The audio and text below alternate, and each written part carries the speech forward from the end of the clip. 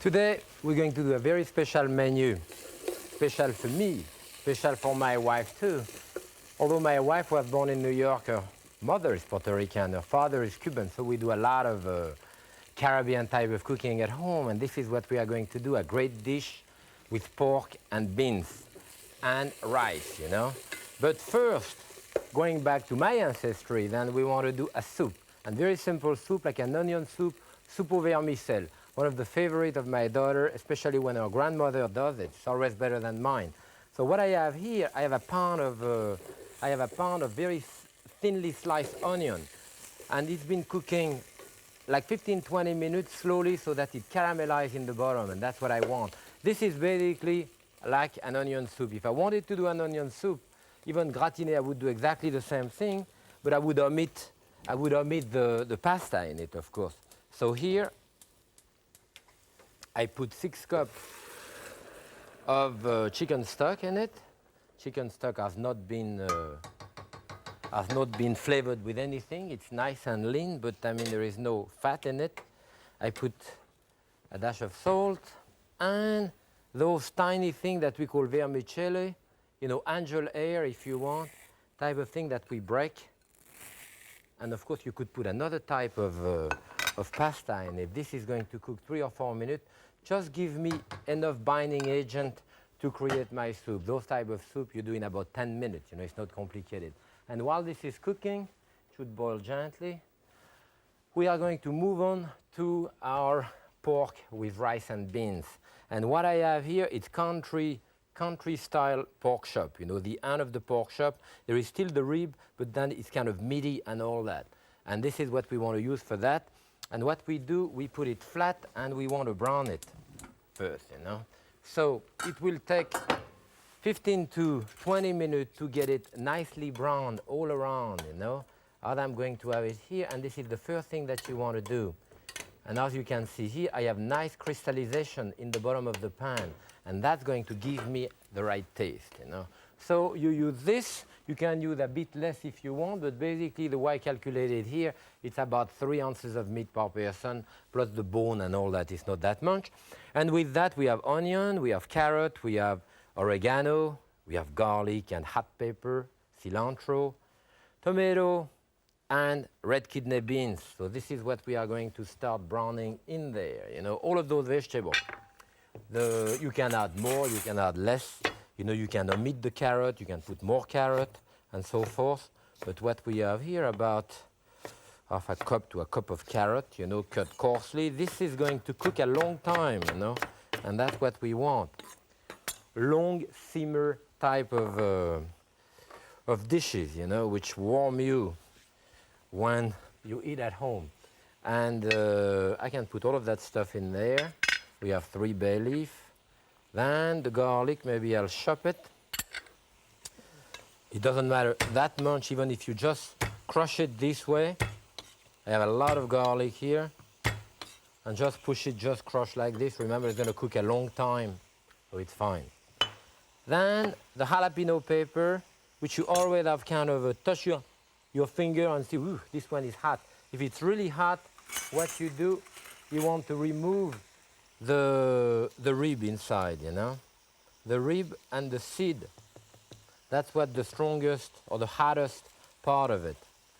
It also depends on your tolerance, you know. You like it very hot or you like it just mildly hot. At home, we like it fairly hot, so I may put a piece of it with the rib, you know. And that you want to chop fairly fine to add to the mixture. You know, this is the type of thing which is even better reheated, you know. And when we do it at home, we always have enough either to reheat it or do something else with it. So, the cilantro here, so-called, what I'm going to use is the stem of it. See, my wife, even the root, I don't have the root here, but sometimes even the root of the cilantro, you know, you wash them, and my wife put it in the freezer and keep it to do in those bean dish. So that part of the root and stem she put in the stew. And the leaf that I have here, you keep that to decorate the top with it, you know. So again, this is going to go there. You see, it's nice and colorful. Here what we are. And now, of course, the binding agent here, we have a pound of red kidney beans, you know. You can use black beans also. I mean, in that type of cooking, at home, we use black bean a great deal also, and it's fine. But the red kidney beans are fine. For that matter, white beans would be fine also, any type of beans. And conventionally, you know, people soak that overnight. I didn't soak those beans. All I do is wash them, take any pebble, you know, out of it. You put them on a tray to pick up the dirt or pebble, wash them, of course, and that's about it. This should be started in cold water. So I'm going to put my tomato here, which is cold. This on top. I can even rinse this out here. And I have 4 cups of cold water here. So as you can see, a very easy dish to put together and very delicious if you have the right proportion of everything. It's very colorful. And that's about it, you know. You want to cover it, bring it to a boil, and you want that to boil. It's going to change from an hour and a half to 2 hours, sometimes 2¼ hours, sometimes less than an hour and a half. It depends on the beans, you know. If it's beans of the year, which are not too dry, it's going to cook faster. If those beans are 2–3 years old, it's going to take longer. So that's basically it. Now let's see our soup. Our soup, I'm sure, is cooked because those vermicelli cook in about a couple of minutes, yes, and that's fine. It's cooked and beautiful, and we are going to serve it right there, you know. A big bowl of soup, always warm your heart, you know, and there is nothing easier to do and inexpensive than soup. And soup is always welcome with me, my house, and a bit of maybe chive for coloring on top. And that's about it, you know, an easy soup to do. Next, while the beans are cooking, I want to show you how to cook the rice which goes with it, you know, because in Puerto Rican cooking and in South America a great deal, people are going to have beans and rice together. And that's a complete protein. If you only have the rice or only have the beans, it's not complete. But rice and beans together is a complete protein. You don't have to have meat, although I have meat in there, but even if you didn't have meat, it would be fine. So what we have here, we're going to saute. We have a little bit of butter. I put like 1–2 teaspoons and a tablespoon of canola oil. And here is our rice tray. Now what I have here is sample white rice, you know, Carolina type. I have an orange. We're going to use the orange rind, very special flavor. Hot pepper flakes. Those hot pepper flakes are extremely potent, you know, and hot, so you want to be careful with it. Onion, water, and here I have a achiote seed, you know, and the achiote seed there, it's called annatto, sometimes A-N-N-A-T-T-O. It's a seed which is fairly common in Latin American cooking, and it gives you that beautiful yellow color with it. This is the type of thing that the American Indian used to use to paint their face, you know, to do war face or whatever. They used to use that type of thing. And here we are using it. If you want a type of sheep saffron, you know, the saffron is of course the pistil of crocuses, and extremely expensive. I mean, it takes like 40,000 flowers to do 1 pound of saffron. And a pound of saffron is, of course, an enormous amount. But it will cost in the area over $1,000, you know. So we want to put the onion first to cook there. I could actually have even a bit more onion than this. We want to put a lot of onion in that rice. At least a cup and a half, you know. I use a lot of onion in my cooking. Again here. And in there we want to put a bit of those achiote seed, you know. And this are going to color it. They are not strong at all. They really don't have much taste. It's more of a question of coloring. You may. Sometimes, you know, people saute that in oil, only in the oil, and the oil become extremely deep yellow color. Then they drain it and just use the oil to colorate a dish. You can leave them in because basically what will happen with that, as you can see it already now, is starting getting yellow. You know, the coloring is going to go there. So you want to saute the the onion for a couple of minutes. During that time, we do a little bit of grated skin of orange. I do this, I like that orange taste, you know, with the rice, except if my daughter is at home because she doesn't like the orange taste. So I omit it. So the orange, a little bit of that hot pepper flake. Remember, it's very hot, so not too much. And then rice and water. I mix the rice in there. What you want to do is really to stir it so that all the grains of rice are coated with the oil and butter. I put a dash of salt in it. 2 cups of water. Remember that a cup of rice will take 2 cups of water, that type of rice at least. That's about it, you know. You cover it tight, bring it to a boil, 20 minutes, that's cooked. And I have another one which is cooked here, which I kept about 200 degrees in the oven just to keep it warm. Right here. Whoop. And let's see now. I have one of those rind of those beans, cooked right here. As you see, it's very colorful. Very, very colorful. So, we're going to serve this on that beautiful kind of Latin American plate. You know, it's going to look nice on top of it. And as I said, this is the type of dish that you bring at home and serve directly, sometimes directly on the table like this, you know. In that case here, we want to spread it out. It's always nice. As you can see, that rice will become very nice and fluffy. It doesn't stick together if you have the right proportion, as I say, of water to liquid. So what I'll do first, you see that? I can put all of my rice in there. Maybe a bit too much, but... And spread it out. Our recipe are for 4 people theoretically, but this is quite generous. I have a cup of rice here. As you see, and a cup of rice will give you at least 3 cups. So what you do, you put it in the center and spread it to the edge. Don't worry whether the center is dirty here. It doesn't make any difference because we are going to cover it. I'm going to cover it, of course, with, let me put that here, with the beans and rice here.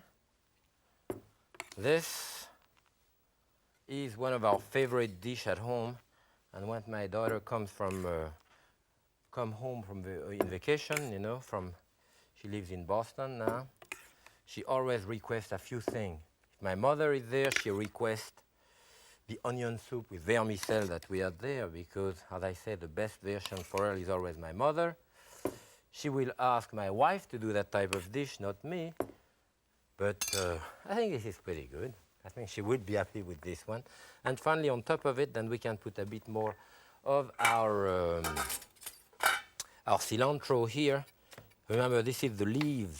We have used the other part of it in the stew itself. You know, you can put that. You can even put some on the outside if you want. I love cilantro, but some people hate it. You know, you either love it or hate it. If you don't like it, just put a bit of parsley, just for the green color and so forth. And this is our main dish for today. And now I have a special bonus.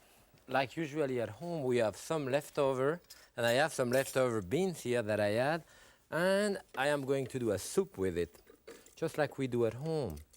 You know, the proportion that we have, usually we don't have any meat left over because we have maybe 1 piece of meat per person, but beans, the mixture. Be sure, however, to feel it through it with your finger so that you don't have pieces of bone in the mixture, you know. So here, that's what I have here. I have some rice left over also. Rice, I can put it in there, all of it, some of it, maybe keep some to put on top of the garnish. Any of this, we're going to do a great soup. And of course water, because this is too thick. Here, I can put a bit of water to start and emulsify it.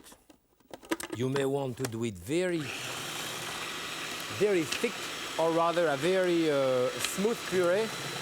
I think that I hear a bone in there, but put it a bit more. And you may want to leave it chunky, you know. That's basically the way I would like it. And or maybe a little more water still. Now you will have to taste for seasoning here. Taste for seasoning. Put a little bit of salt in it if needed. Maybe a bit of pepper extra, whatever you would want to have. And this, now I want to serve it in there. You know, you have a nice creamy soup. And we do a lot of different garnish with those soup, you know. A lot of different garnish. And I have different garnish here. As you can see, I have some croutons, just regular croutons. I have eggs, and those eggs here, we cut them with the egg cutter one way, then you cut the other way. And this is absolutely perfect for the soup here. Now it's just cut into little dice. You know, this is a great way of doing an egg salad. Great way of cutting eggs as a garnish for black bean soup and so forth. Now here, on the other hand, I have onion. Onion, if you chop them ahead, they're going to smell and they're going to discolorate, get dark. And this is a compound of sulfuric acid in the onion who does this. To avoid that, we wash the onion. That is, just wash it under water, like I do here. And I can smell it, it's very strong now. So you wash it under cold water. That will wash out that compound of sulfuric acid. And at that point, your onion will stay white and fluffy. They are not going to discolorate anymore. So this is a must. Of course, you have to put them in a towel, press them a little bit, you know, to take the water out of it. And this is a must if you're going to serve caviar in the dining room or anything with chopped onion. Those onions will stay white and fluffy. So what we do here, you know, you want to serve a very thick, I'll go for that soup, you know, at least as much as for the main dish that we did before. You have a couple of different garnish here. You know, the eggs, which give you color. If you don't want to put all of those garnish, you know, you can omit some of it.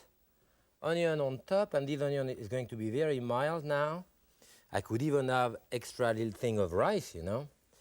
And finally, at the end, always, conventionally, we put a little bit of vinegar on top at the last moment.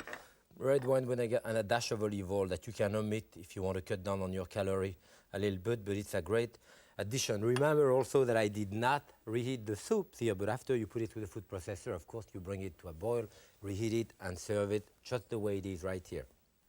And now, I want to show you a special dessert that we do at home, which bring very happy taste memory of childhood to my wife. And this is guava paste. And I have two types of guava you buy on the market. This one just comes in a package. There is egg white added to it. It's whiter, and for me, far to be as good as this one, which is in can, with a purer quality of the fruit itself. You know, and this is the one that we use at home. And what we do with this, just cut it into pieces, you know, this way, and we serve toast with that, right here, you know. And we serve that with cream cheese and mint and toast. You know, I have toast here. Now I could trim the toast and cut it just in little square like this, one for each piece, you know, to add to it. Another way of doing it is to do as we do at home, which is a real toast melba. And the toast melba was invented by Escoffier for Melba, the Australian soprano singer. Which like your toast extremely thin. So you put that in the toaster. When it comes out, you cut it so that the side is still gooey here. So you can put your knife in between the two layers and slice it here in half, and you have an extremely thin slice. That is, you could not toast a piece of bread that thing because it would curl up. It wouldn't work. And you can retoast the other side after, put it under the broiler. So one way of doing it is to do this. There, we have our cream cheese here, a little bit of cream cheese, you see, that I put. Cream cheese is caloric, so you put a little bit, but this is, you know, a great snack for the kid also. This is probably the peanut butter and the jelly sandwich of my wife when she was a kid, you know. This brings her the same happy memory of that type of thing. So often at home, especially when my mother-in-law is there, then we would do that type of dessert or snack or whatever you want to call it that we pass around, you know. And as an addition to this, I put a little piece of mint on top because the coolness of the mint really goes well with it. I have at home a lot of mint growing in the garden, and it's one way of using it also. Not only does it discolor, but the taste of it is terrific with it. Put small leaves of mint right there. You see, it's quite nice, and the kid would love that miniature sandwich, you know, that we put like an orange in there, you know. It really look nice and appetizing. And even in that sandwich here, if you want to imitate, as I was saying before, the kind of sandwich maybe that you had when you were a child, peanut butter and jelly, you know. So we do the same thing here, putting this in between. Maybe little pieces of, I can put thin pieces of guava. One piece here, another piece here, and there. And we put this one on top. We can cut that maybe in little triangle. We won't put the mint in this one. We'll put this one right here. If I have an extra one, I can eat it right now. And this is dessert which make for very happy memory. I don't think there is anything, you know, who shape the life of people like the food they have when they were a child. I mean, what they eat, what you eat as a child, you know, you remember all your life. And this is a perfect example of this. In fact, my daughter will probably say that I have no business in cooking any of those dishes, because the onion soup vermicelle is really from her grandmother in France. The main dish is from her mother here. The dessert is from her grandmother here. But in any case, I think she would be happy with this too. You know, it is very important as a child, you know, to sit together with the child, to condition them, you know, to make them eat. And for me, in our family, even though some of those dishes are from my wife's background, I have other type of dish from my own background, it really doesn't make any difference. And we never, in a sense, even prevented, I'm not a snob, I don't think I am, and I never prevented my daughter from going to fast food, McDonald's or whatever restaurant, because it is part of her background, it's part of her makeup too. But at the same time, she should be exposed to good food, to home-cooked food, as well as good panning, as well as the good heart or any of this, and that becomes very, very important. The family ethnic mix, you know, flavor that we have, I can see it in my daughter now, even in what she cooked, in her habit and so forth. So today, this is what I cook for you, you know, family food. I have, of course, that beautiful first soup from my mother. Then I have the rice and beans with the achiote, you know, deep yellow and very hot that we have around. With the leftover beans, as you see, we did a terrific soup, and that terrific soup with chopped eggs and around. And finally, that little dessert, which is a snack type of dessert. We can have a salad with our meal, and with this, nothing is better than great wine from Spain. We have Viña Sol here, a dry, crisp white wine, you know, from the Tamparina grapes, and we have another Coronas, you know, and the Coronas here, which is very smoky, deep wine from around the area of Barcelona, is going to be absolutely perfect with our meal. Cook for your family, cook together. You're going to enjoy it, and that's going to make for a lot of happy memory. I enjoy cooking that meal. It brings memory for me too. Happy cooking.